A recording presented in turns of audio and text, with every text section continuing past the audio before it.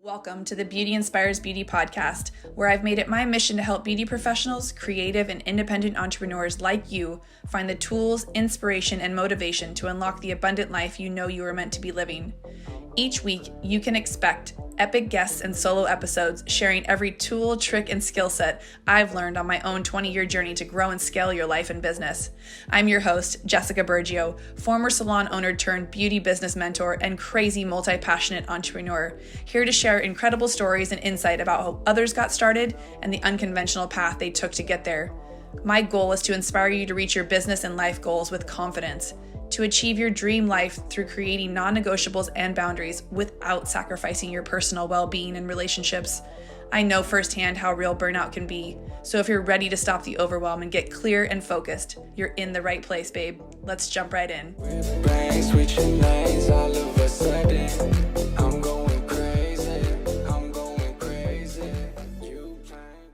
Officially, we are starting the Beauty Inspires Beauty podcast. As you know, I'm your host, Jessica Bergio. I'm super stoked today. I have an awesome guest who we've been chatting. We've kind of known each other for the last, I don't know, Fallon, how long have we known each other now? Well, Fast Foundations was in October, and then we really started to get to know each other. And I want to say it was like February, March through Jill.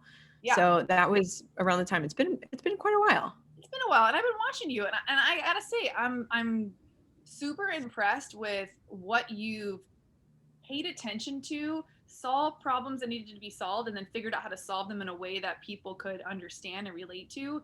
And then just like take action on that. And I think that's what a lot of people get stuck on. So you guys, Fallon is an online business coach. I like to call her the Note Ninja. And she is the creator of the code method that helps women in business go from scattered to structured. Does anybody else feel like maybe they get scattered sometimes? Like things just kind of come in and go out? Or maybe you were like me and you have like 76 notebooks where you've taken notes during classes or courses or online stuff. Or if you were even in a mastermind like mine that went on for 6 months, like, can you imagine the notes I have from that? Fallon helps you take all of that, process it in a way that it makes sense so that you can use it, right? Because taking notes should be used. Go figure. Yeah. So talk to us, how you figured out how to put that all in a sequence that helps you learn better. Because I feel like you told me the story when we had our IGTV way back when, and that's a good one for you guys to listen to. In addition to listening to this podcast, we have an IGTV on my Instagram kind of talking about how she got into this. But can you walk us through that process of how you created this note taking and how you created the amazing notebook that you have?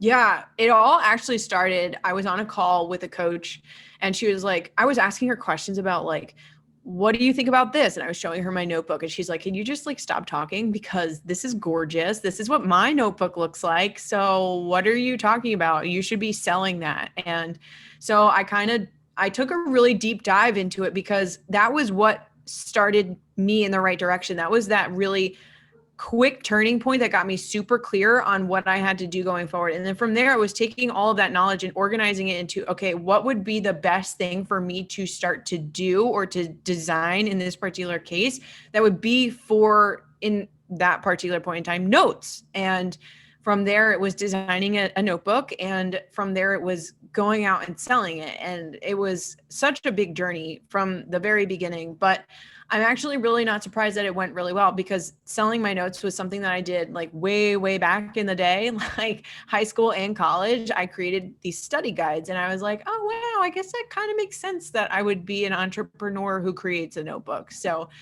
it all kind of like played into each other, but that was how I went about doing it. I got really clear on what it was that I wanted to do and how I wanted to help the people who were struggling with this. I organized the steps in terms of like the designs and what it looked like. I literally went through the designs and I went through iterations. I got fired from my part-time job and I was like, all right, this is it. I got to go full force. And I just did it. And I created this notebook and it blew everything up. And so I had people probably, I want to say it was like around May, they were like, how did you do it? How did you sell out all these launches? How did you create this product? And I was like, all right, it's time for me to start talking about the how. And that was my code process: clarity, organization, design, and then execution. So that was how it all happened. Clarity, organization, design, execution. Okay, so being able to take what you know and put it into a process that can teach somebody else how to do the same thing and get similar results, like that's the genius in it. How many people do we see come into a coaching space and want to create something, want to do something, but they can't figure out a system to teach what it is that they know? So is that something you also can help people with, is like getting from ideation to like creation and then taking action with it? Yeah. So it's very similar to how you take notes, where you essentially like brain dump all of these things. And then you kind of have to take a step back. And sometimes I'm going to be this person as the note ninja. You write the notes, right? And then you have all of this information and you look at it when you're done taking the notes. You're like, what did I even just write down? You have to take a step back. Okay. And then you kind of have to come back to it. And then you say, all right, I don't want to do that. I do want to do that. Okay. This is something I understand. This is something that this is going to take a little bit of time. And I like to circle the things that I'm like, okay, I can start acting on these things in particular. I usually don't do any more than 5. If it's more than 5, it's overwhelming. And then I'm like, all right, how can I start to strategize accomplishing speaking, right? And I'm on the podcast. I'm on your podcast. So like that is one thing that I was like, all right, I got to brain dump it all out. I got to take a step back, and then we got to review our notes, right? We always have to come back to our notes for us to be like, oh, okay, this is what I meant in terms of maybe it's branding or maybe it's marketing, right? Then you can easily understand after taking a little bit of a break, because it can get really overwhelming sometimes when you're learning all of those things all at once. And you're like, all right, now I know what I have to do, baby steps, one thing at a time, and reverse engineer it and get it going. Yeah, I feel like that's so true for when you're learning anything. And that's why I brought her onto the podcast for you guys to like kind of hear. And I know, I bring a lot of guests on from my networking group, from the mastermind, that are all entrepreneurs, business owners in their own right, whether they're starting something, scaling something, pivoting, adding things to their repertoire of things they can coach and help on. And it's like at the end of the day, if you learn something and you don't know how to then take what you've learned and implement it and take action on it, it's kind of for nothing. And I know so many people that get stuck in that education bubble where they just want to learn, ingest all the stuff. And it's like, then they're overwhelmed because they don't know, they're almost like too many cooks in the kitchen, and they can't figure out like which one they should go with and how they should take action on whatever the thing is. So how does your notebook help people kind of like space things out? We get clarity. Does it walk us through that? Yeah. So actually the way that I have it structured is, it's funny. It's very similar to how Jim Quick kind of teaches taking notes. And so essentially you have like an area for you to dump everything. And then, like I said, you want to take that step back and you're like, okay, when I come back to it, I'm gonna be able to tell what it is that I want to do. And then from there, I have an action area. So there's a line that cuts the page literally. I like to call it like in 2/3. So there's 2/3 of a lined page, and then there's a third where it's broken down so that you have to-do items out of what your notes are. And I have check boxes in here because there's a thing psychologically, we love to cross things off or like fill things up. Like whenever a cup is empty, what do? You go fill up the cup. When a box is empty, you got to color in the box, or you got to cross off the box. So when you have the box next to it, you start to look at things, and then you're like, all right, I need to get this done. And when you cross it off, what happens is you start to feel like you've moved forward. You start to feel like you're accomplished. And when you feel accomplished, what do? You keep going. You keep getting driven, and you keep going on your goal or whatever it is that you want to do. So the way that it works is like you literally like dump it all out, you come back to it, and then you're like, okay, these are the things I need to do. And then you just list it all right there so that it's right in front of you and you never, ever lose it. I love that. I love that so much because if you would have explained something like that to me before, I'd be like, oh, I'm not a box checker. Like it's, I never wrote things down like that before. I wasn't someone who made to-do lists. I know so many people are to-do list makers, and, sometimes that works. Sometimes it makes them feel even more overwhelmed. But now that I have more of a system and paying attention to people that teach things like this, like you, like when there are like the top 3 things that need to get done in my day, in my business, in my momming time, in my business at the salon, like there's like usually if you stop from your like 20 page list or 20 things on your list and what are the 3 or 5 most important that need to get checked off, like if you uber focus on them and create a path or a plan, like you're like boom, and then you feel super accomplished, and then the next day you want to tackle even more. And so I totally agree with you when you say like when we start to feel those small wins, it makes us get a little more momentum, and then you get that little more motivation. Then you feel like, okay, I got this. And that's where, you know, you probably see this too, as much as I do with coaching in the mastermind. Like, people get stuck on implementation and taking action and getting those small wins. And even more than that, sometimes, you know, Chris points this out a lot. Chris Harder, one of my mentors, is that we don't even stop to celebrate the small wins. Like, if you get to check those 3 things off your list for the day, like, you should do a little happy dance. There should be at least a 5-minute, 10-minute celebration where you humbly brag either to yourself, your spouse, your partner, your cat, yourself on social media. Like, share those wins, because when you share that, it reinforces the good stuff. And then when you share it on social media, it reinforces to other people, hey, you can do it too. And you're super good about doing that. And showing up on social media in general. I've watched you the last couple of months, like, show up big time. And so your reels, your TikToks, like, so much stuff has pushed you out in front of so many other people. And that's for sure why I wanted to have you on today. I know you just started a new course teaching people how to take advantage of reels. So talk to us about that, and talk to us how you like kind of put that together, because they're fun, but they're still a little bit confusing to me too. Yeah.